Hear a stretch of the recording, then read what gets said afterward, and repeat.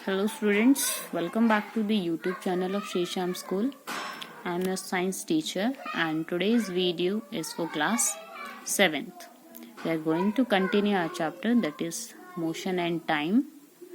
This is the fourth video for this chapter and today's topic is representation of displacement of graph situation.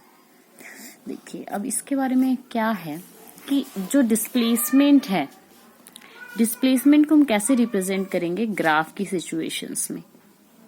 Situation 1, displacement is the shortest distance from initial to final position in a particular direction. देखिए displacement जो होता है वो सबसे छोटा distance होता है, उसमें बिल्कुल सीधा सीधा रास्ता होता है, एक पर्टिकुलर डायरेक्शन होती है, इधर से उधर जाना नहीं होता है। ठीक है, तो एक फाइनल इनिशियल मतलब स्टार्टिंग पॉइंट से फाइनल पॉइंट तक एक क्या होता है, जब सबसे शॉर्टेस्ट डिस्टेंस, सबसे छोटा रास्ता होता है। If a body moves from position x1 to position x2, अगर कोई बॉडी एक पोजीशन जिसका नाम x1 है से x2 तक जाती है, the displacement is given by x2 minus x1। तो डिस्प्लेसमेंट कैसे देंगे हम, कैसे पता चलेगा, x2 में से x1 माइनस कर देंगे। Displacement can be positive, displacement positive हो सकता है, नेगेटिव हो सकता है या जीरो भी हो सकता है। The displacement d is positive और negative depending on the direction of the change of position. It does not depend on which side of the origin of coordinate line the displacement takes place. Positive negative हो सकता है लेकिन इस पे depend नहीं करता है वो कि वो ओरिजिन के किस तरफ लाई करता है, कौन से origin of coordinate line displacement takes. Like मतलब जैसे हमारे पास ग्राफ होता है तो इससे डिपेंड नहीं करता कि वो नेगेटिव वाले पोजीशन में जाता है या पॉजिटिव वाले में। The arrows in the figure show the direction of the displacement. Direction आपको दिखा रखी है, देखिए यहाँ पे क्या है, अगर ये क्या है इस तरफ है, इस डायरेक्शन में जा रहा है तो ये पॉजिटिव है। अगर हम इस डायरेक्शन में जा रहे हैं, उल्टे डायरेक्शन में जब हम जाते हैं तो नेगेटिव लेते हैं। ठीक है, जैसे देखिए यहाँ से क्या है, जो D है वो -3 है, क्योंकि देखिए जो ये क्या है, ये वैसे तो इस तरफ है इंक्रीमेंट, लेकिन क्या है ये डिक्रीमेंट, मतलब उल्टी डायरेक्शन में जा रहा है, इसलिए ये क्या है माइनस है। ये पॉजिटिव डायरेक्शन में जा रहा है तो इसका पॉजिटिव ही आएगा। देखिए अब यहाँ से क्या है, +1 से +5 पे, यहाँ पे D3 x2 से x1 पे जा रहा है, x2 से x1 पे जा रहा है, यहाँ पे +1 से +5 पे जा रहा है, ये तो पॉजिटिव डायरेक्शन है। यहाँ पे हमारा -4 आ रहा है, यहाँ पे -4 क्यों आ रहा है, इसका रीजन आगे हम उसमें देखेंगे क्या है। तो फाइनल डिस्प्लेसमेंट जो होगा D1 वो फाइनल में से, जैसे जो हमारा फॉर्मूला होता है, फाइनल में से इनिशियल माइनस हो जाएगा, तो x2 में से x1 माइनस हो गया। तो x2 कितना है हमारा, देखिए यहाँ पे x2 ये किधर है हमारा, x2 ये है, देखिए x2 ये है, ये भी है, दो जगह x2 क्या समझ नहीं आ रहा है। हाँ, ये वाला देखते हैं, x2 माइनस x1 मतलब -7, और फिर क्या है x1 क्या है हमारा 4 है, तो -7 माइनस 4, तो यहाँ पे क्या लिख दिया हमने, -7 -4, तो ये देखिए माइनस माइनस दोनों प्लस हो गए, तो हमारा आंसर आ गया -3। तो डिस्प्लेसमेंट क्या हुआ, -3। In the same manner D2 4 centimetre and D3 -4 centimetre, ऐसे ही D2 और D3 भी इन्होंने निकाला हुआ है। D2 हमारा 4 सेंटीमीटर आया है और D3 हमारा -4 आया है। देखिए ये कैसे होगा, जैसे देखिए ये है, ठीक है, इसमें -2, ये हमारा 4 आया, -2 माइनस, फिर क्या आएगा यहाँ पे 2, तो ये हो जाएगा माइनस माइनस, ये हमारा 4 हो जाएगा। जैसे देखिए ये देखिए 1 2 3 4, ठीक है, ये हमारा क्या है -4 आएगा। ये D3 है हमारा, ये -4 आया है। -4 कैसे आया, +1 -5, सॉरी +1, देखिए इसकी बात करें तो ये +1 है और फिर माइनस का साइन आता है और ये +5 है, तो इसका आंसर आ गया -4। इसकी बात करें तो ये -2 है और ये क्या है हमारा, अगेन -2, और ये हमारा x2 है, ये है +2, ठीक है, तो ये हमारा आ गया -4, तो ये भी आ जाएगा हमारा -4, बट ये आपका +4 दे रखा है, कुछ मिस्टेक होगी इस वजह से। बाकी x2 माइनस x1 होता है, तो x2 ये है ना, x2 अच्छा 2 +2 में से माइनस होगा -2, तो इसलिए 4 आया है, नहीं सही है बिल्कुल, माइनस से दोनों प्लस हो जाएंगे, इसलिए क्लियर है। तो आगे नेक्स्ट देखते हैं। नेक्स्ट जो है हमारा motion along a curved path. अब कर्व्ड पाथ मतलब जैसे थोड़ा सा कर्वी पाथ हो, सर्कमफ्रेंस या सर्कमफ्रेंस की मतलब सर्कुलर मोशन हो जहां पे, वो सिचुएशन 2 दे रखी है आपकी। देखिए तो सिचुएशन 2 के according, if an object travels in such a way that it comes back to the starting position, मतलब क्या है, देखिए जैसे यहां से ए पॉइंट से शुरू किया और वापस ए पे ही आ गया, तो ये सर्कुलर मोशन होता है। आपको इसमें दिखाई दे रहा होगा, ए पोजीशन से स्टार्ट किया और फिर गोल गोल घूम के वापस क्या है, ए पोजीशन पे ही आ गया, तो ये सर्कुलर मोशन होता है। इस केस में क्या है, डिस्प्लेसमेंट इज 0। डिस्प्लेसमेंट क्या हो जाएगा, 0, क्योंकि यहीं से शुरू किया था और यहीं पे खत्म हो गया। मतलब सब जैसे इसका इनिशियल और फाइनल पॉइंट दोनों सेम ही है, तो इसलिए 0 हो जाएगा। देखिए, let the car move from A से सी तक मूव किया, देन डिस्प्लेसमेंट इज 4। तो डिस्प्लेसमेंट कितना है, 4, क्योंकि 2 ये है और 2 ये है, 4 हो गया। Then it displacement is 4। But if the car turns back to point A, लेकिन अगर वापस से ये ए पॉइंट तक आ जाता है तो इसका डिस्प्लेसमेंट 0 हो जाता है। When an object trace its path back और moves along the circumference of a circle, then displacement is 0। मतलब क्या है, जब कोई ऑब्जेक्ट मतलब सर्कुलर मोशन में एक ही पाथ फॉलो करता है, एक पोजीशन शुरू करता है, वहीं पे आ जाता है, तो उसका डिस्प्लेसमेंट क्या होता है, 0 हो जाता है। So displacement of object can be positive, negative और 0। तो डिस्प्लेसमेंट क्या है, पॉजिटिव, नेगेटिव, 0 तीनों हो सकते हैं, remember.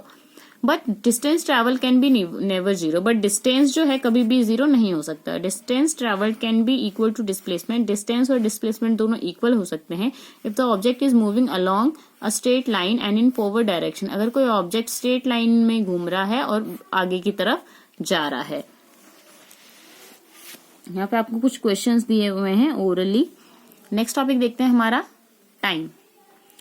Time is an essential factor of life. Time क्या है, बहुत ज्यादा जरूरी फैक्टर है हमारी लाइफ का। It is an interval between 2 events. Interval होता है 2 इवेंट्स का, मतलब जैसे कोई काम शुरू किया और उसको खत्म किया, उसके बीच का जो इंटरवल है, जो हो गया है, टाइम है। We look at our watch while waiting for the school bus. अपनी घड़ी को देखते हैं जब हम स्कूल बस का वेट कर रहे होते हैं। Waiting to watch our favourite TV programme. अपने फेवरेट टीवी प्रोग्राम का वेट करते हैं, किस टाइम पे आएगा। खेलने का time, bell in your school rings at particular time. इन सब चीजों का क्या है, वेट करते हैं, टाइम देखते हैं इसके लिए। The time interval between the 2 bells given the time of 1 period in the school. जब 2 बेल बजती है तो पता लगता है हमें कि हाँ, 1 पीरियड ओवर हो चुका है। To do anything on time we have to look at our watch to note the time. कोई भी काम टाइम पे करने के लिए हमें घड़ी को देखना पड़ता है। So time is very important and we need to measure it accurately. तो टाइम क्या बहुत ज्यादा जरूरी है और उसे हमें एक्यूरेटली मेजर करना बहुत ज्यादा जरूरी है। The SI unit of time is second. जो एसआई यूनिट है टाइम की, वो क्या है, second. Measurement of time. Measurement of time का मतलब क्या है, टाइम को हम कैसे मेजर करेंगे। The measurement of length and mass is done by comparing a certain value with a fixed value.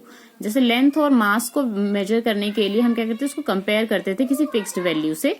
But measure of time involves the movement. लेकिन time का मेजरमेंट मूवमेंट से जुड़ा हुआ है। The primitive man were not bothered about the time but still they made a primitive clock.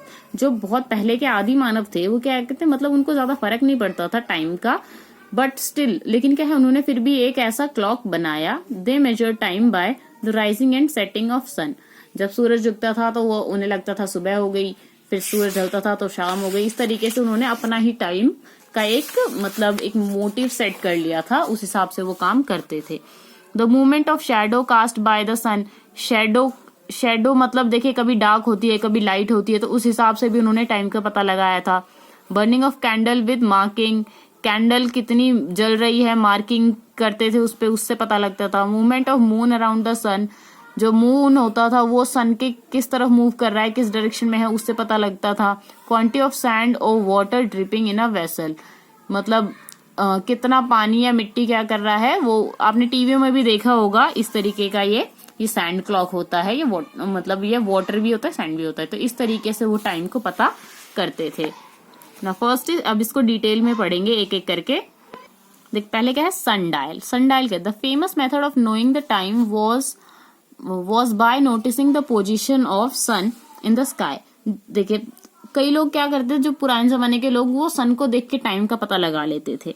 सन को देखा और फिर पता लगा लिया कि हाँ, इसके मतलब इसके आसपास टाइम हो रहा हो। ये आप पिक्चर में देख सकते हो, ये क्या है, सनडायल है। The sun appears at its highest position at noon. Sun सबसे ज्यादा हाईएस्ट पोजीशन पे दोपहर के टाइम होता है। If you look at fixed pole, अगर आप इस फिक्स्ड पोल की तरफ देखो, you will find that the length of the shadow of pole is maximum in early morning. तो देखोगे इसकी जो शैडो है सबसे ज्यादा लंबी जब होगी जो सुबह के time. The shadow's length decrease to nothing, फिर वो डिक्रीज होती जाएगी, बिल्कुल जीरो के इक्वल हो जाएगी, मतलब सबसे छोटी शैडो हो जाएगी ड्यूरिंग नून, दोपहर के time.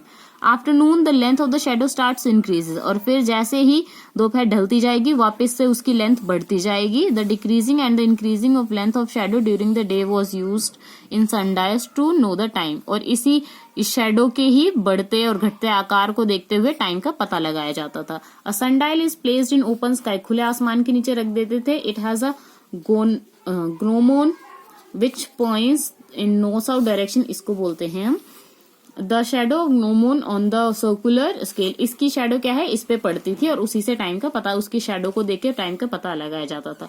The only drawback of sundial is that does not work on a cloudy day और आफ्टर सनसेट। लेकिन जिस दिन धूप अच्छे से नहीं होगी उस दिन टाइम का कैसे पता लगेगा, या सूरज डूब गया तब कैसे पता लगेगा, वो हमें नहीं बता पाता था।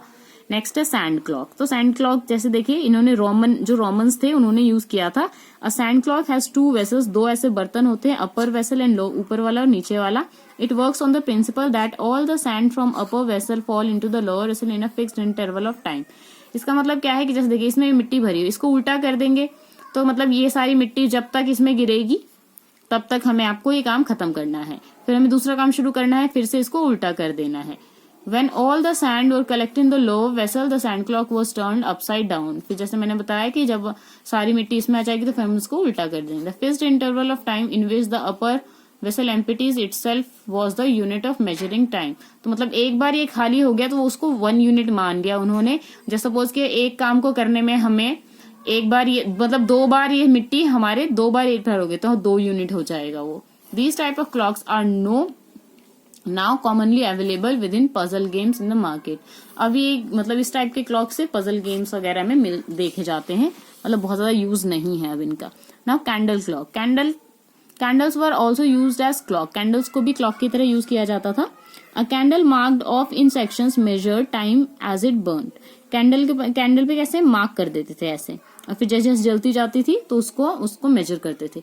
King Alfred introduce the candle as a clock, candle को क्लॉक की तरह इन्होंने बताया।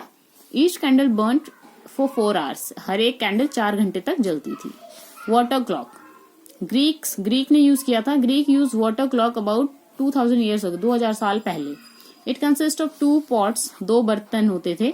Egyptian water clock mark time as water dropped from one pot to the other in fixed interval of time. जैसे ये सैंड क्लॉक था बिल्कुल वैसे वाटर क्लॉक है, इसमें इस कप से इस कप में पानी जाता है, फिर इसको वापस से इस कप से इस तरीके से इनको फिक्स्ड किया गया था। तो इन्होंने क्या है फिक्स्ड इंटरवल ऑफ, जैसे क्योंकि पानी इक्वल है तो इसको इतना ड्रिप करने में टाइम उतना ही लगेगा जितना इससे इसमें, तो इन्होंने इस तरीके से टाइम का पता लगाया था। तो ये था measurement of time. Now next है हमारा यूनिट्स ऑफ टाइम, ये हम नेक्स्ट क्लास में डिस्कस करेंगे। नेक्स्ट क्लास में होपफुली आपका ये चैप्टर ओवर हो जाएगा। तो स्टूडेंट्स तब तक पढ़ते रहिए, अगर आपको कोई डाउट आता है तो आप मुझसे कंसल्ट कर सकते हैं। Till then take care, bye bye and thank you.